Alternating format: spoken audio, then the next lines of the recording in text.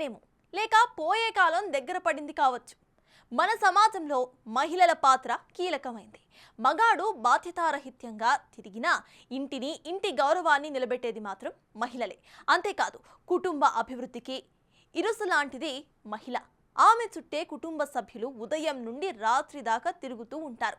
అటువంటి మహిళ అగౌరవంగా ప్రవర్తిస్తే కాస్త చిల్ల ఉందాం, వెరైటీగా జల్సా చేద్దాం అనుకొని చట్ట వ్యతిరేక కార్యక్రమంలో పాల్గొంటే అయ్యో ఆ కుటుంబ గౌరవ మర్యాదలు గంగలో కలిసిపోయినట్టే అనిపిస్తుంది కదూ.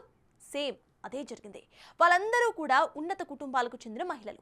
కాస్త ఎంజాయ్ చేద్దాం అనుకున్నారో ఏమో, తేడా వస్తే ఇదేంటి మమ్మీ అని పిల్లలు అడిగితే ఏం సమాధానం చెప్పాలి అనే ధ్యాస కూడా రాలేదు పాపం.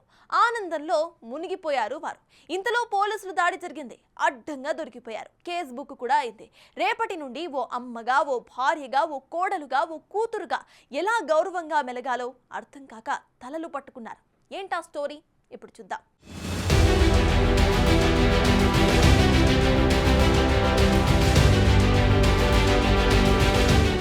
నిజామాబాద్ జిల్లా పోలీసులు కొత్త రికార్డును క్రియేట్ చేశారు. ఇప్పటి వరకు వందల మంది పేకాట రాయులను అరెస్టు చేయగా తొలిసారి పేకాట రాణులను అరెస్టు చేశారు పోలీసులు.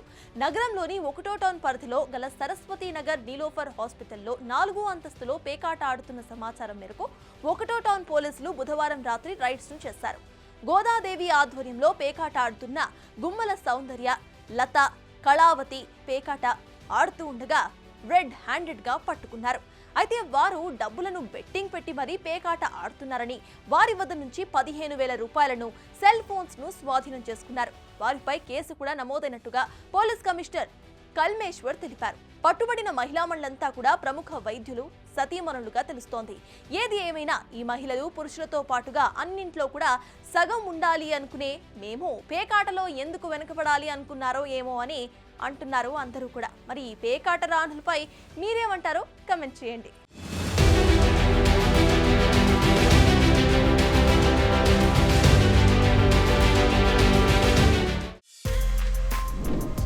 For more videos like this, subscribe Big TV channel.